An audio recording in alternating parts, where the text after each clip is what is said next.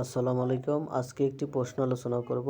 প্রশ্নটি নেওয়া হয়েছে ইংলিশ ডিপার্টমেন্টের থার্ড ইয়ারের ইন্ট্রোডাকশন টু লিটারেরি ক্রিটিসিজম সাবজেক্টটি থেকে একটি প্রশ্ন আলোচনা করা হয়েছে। প্রশ্নটি হলো, how does Coleridge define prose poetry and poem in Biographia Literaria discuss. ST Coleridge literary Biographia এর ভেতর প্রোজ পোয়েট্রি পোয়েম কিভাবে সংজ্ঞায়িত করেছেন। শুরু করছি। Introduction. ST Coleridge is one of the greatest critics in the history of English literary criticism. In Biographia Literaria 1817, he makes a clear and philosophical discussion of prose poetry and poem in order to define the true nature of poetry.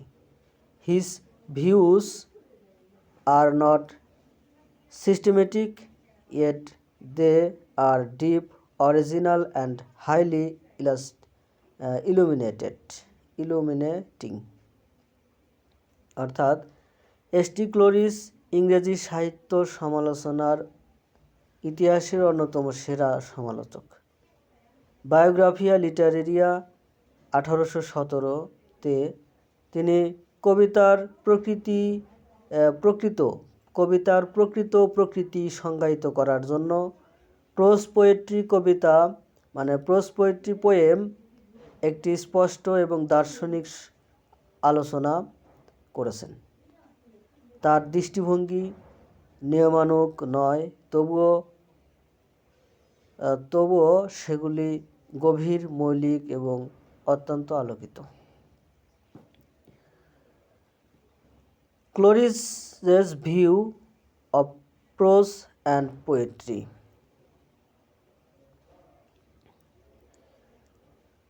Cloris begins by distinguishing prose and poetry. According to him, both prose and poetry use the same medium, words. Hence, the difference between them does not lie in the medium but the arrangement and purpose. As he says, a poem contains the same elements as a prose composition. The difference arises because poetry aims at a different objects. The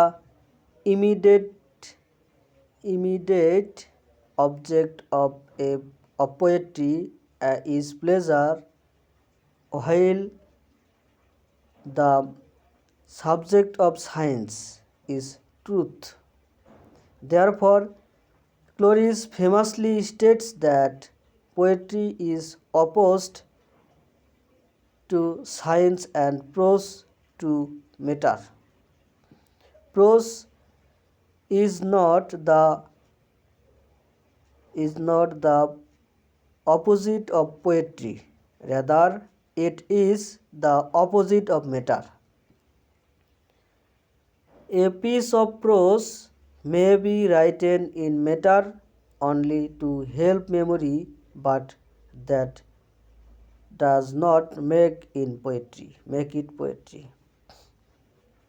অর্থাৎ গদ্য এবং কবিতার সম্পর্কে ক্লোরিসের দৃষ্টিভঙ্গি। ক্লোরিস গদ্য এবং কবিতাকে আলাদা করে শুরু করেন। তার মতে গদ্য এবং কবিতা উভয়ই একই মাধ্যম ব্যবহার করে, শব্দ। অতএব তাদের মধ্যে পার্থক্য মাধ্যমের মধ্যে নয়, বরং বিন্যাস এবং উদ্দেশ্যের মধ্যে রয়েছে। তিনি বলেছেন, একটি কবিতায় গদ্য রচনার মতো একই উপাদান থাকে। পার্থক্য দেখায় কারণ কবিতা একটি ভিন্ন বস্তুর লক্ষ্য রাখে। কবিতার তাৎক্ষণিক বস্তু হলো আনন্দ, যখন বিজ্ঞানের বস্তু হলো সত্য। অতএব ক্লোরিসের বিশদভাবে বলেছেন যে কবিতা বিজ্ঞানের বিরোধী এবং কবিতা বিজ্ঞানের বিরোধী এবং গদ্য ছন্দের বিরোধী। গদ্য কবিতার বিরোধী নয়, বরং এটি ছন্দের বিপরীত।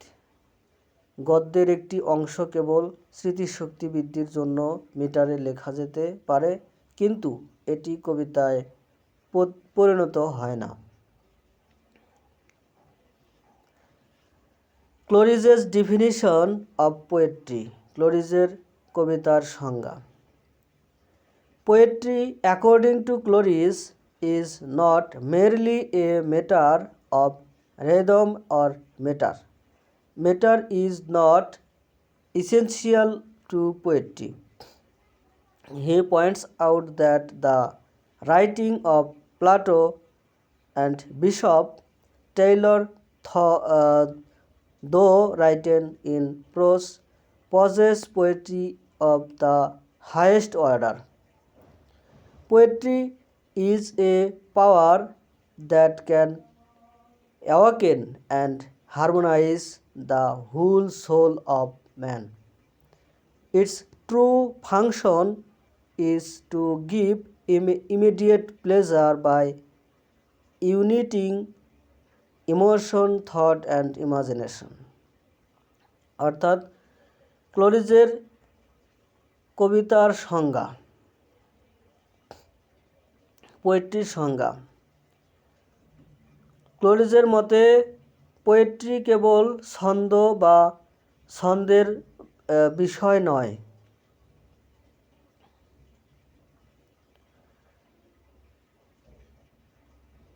মিটার কবিতার জন্য অপরিহার্য নয়। মিটার কবিতার জন্য অপরিহার্য নয়। তিনি উল্লেখ করেছেন যে প্লেটো এবং বিশপ টেলরের লেখাগুলি গদ্যে লেখা হলেও সর্বোচ্চ স্তরের কবিতা ধারণ করে। কবিতা এমন একটি শক্তি যা মানুষের সমগ্র আত্মাকে জাগ্রত এবং সুরেলা করতে পারে। এর আসল কাজ হলো আবেগ, চিন্তাভাবনা এবং কল্পনাকে একত্রিত করে, তাৎক্ষণিক আনন্দ দেয়। ক্লোরিসেস concept of a poem.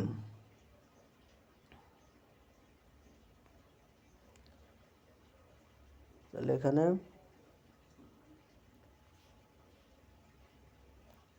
ক্লোরিজেস concept of a poem. ক্লোরিজের একটি কবিতার ধারণা। Cloris carefully distinguishes a poem from poetry. A poem is a single poetic composition, and its most important quality is organic unity.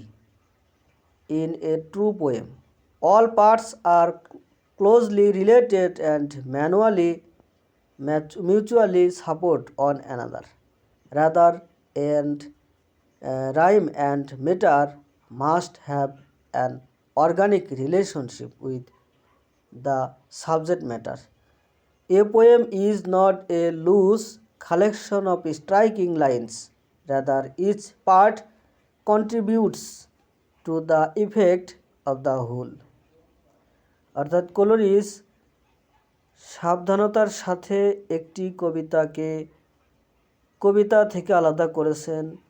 একটি কবিতা হলো একটি একক কাব্যিক রচনা এবং এর সবচেয়ে গুরুত্বপূর্ণ গুণ হলো জৈব একক।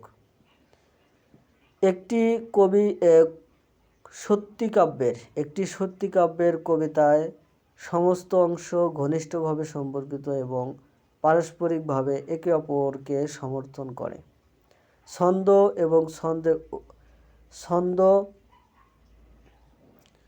রাইম অ্যান্ড মিটার অবশ্যই বিষয়বস্তুর সাথে একটি জৈব সম্পর্ক থাকতে হবে। একটি কবিতা আকর্ষণীয় লাইনের একটি আলগা সংগ্রহ নয়, বরং একটি অংশ সমগ্রের প্রভাবে অবদান রাখে। ফর্ম অফ অর্গানিক ইউনিটি, জৈব রূপ এবং জৈব ঐক্য। According to Coleridge, the form of a poem is not external or mechanical.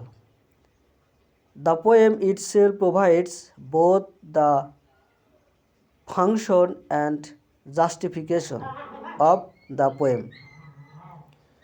The pleasure of a poem grows progressively as the reader appreciates the harmony among its parts. Thus, a legitimate poem is one where form and content are inseparable, অর্থাৎ রূপ এবং জৈব ঐক্য। কোলেরিজের মতে একটি কবিতার রূপ বাহ্যিক বা যান্ত্রিক নয়। রূপ নিজেই কবিতার কার্যকারিতা এবং ন্যায্যতা উভয়ই প্রদান করে। পাঠক যখন তার অংশগুলির মধ্যে সামঞ্জস্য উপলব্ধি করেন তখন একটি কবিতার আনন্দ ক্রমশ বৃদ্ধি পায়। সুতরাং একটি বৈধ কবিতা হলো এমন একটি কবিতা যেখানে রূপ এবং বিষয়বস্তু অবিচ্ছেদ্য। Conclusion. In conclusion, Coleridge's ideas of prose, poetry and poem differ from common understanding. Poetry is a spiritual and imaginative power. A poem is its artistic embodiment, and prose is defined by its freedom where matter.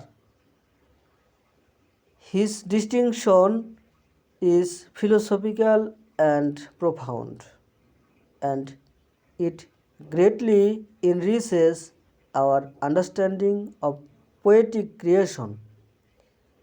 Coleridge's discussion in Biographia Literaria remains one of the finest contributions to English literary criticism. অর্থাৎ উপসংহারে pros poetry poem সম্পর্কে কোলেরিজের ধারণাগুলি সাধারণ বোধগম্যতা থেকে পৃথক। কবিতা একটি আধ্যাত্মিক এবং কল্পনাপ্রসূত শক্তি। একটি কবিতা হলো শৈল্পিক রূপ এবং গদ্য ছন্দ থেকে স্বাধীনতা দ্বারা সংজ্ঞায়িত হয়। তার পার্থক্য দার্শনিক এবং গভীর, এবং তার কাব্যিক সৃষ্টি সম্পর্কে আমাদের বোধগম্যতাকে ব্যাপকভাবে সমৃদ্ধ করে। বায়োগ্রাফিয়া লিটারেরিয়াতে কোলেরিজের আলোচনা ইংরেজি সাহিত্য সমালোচনার সেরা অবদানগুলির মধ্যে একটি। ধন্যবাদ সাথে থাকার জন্য। প্রশ্নটা যদিও কঠিন, বারবার দেখলে ইনশাল্লাহ হয়ে যাবে।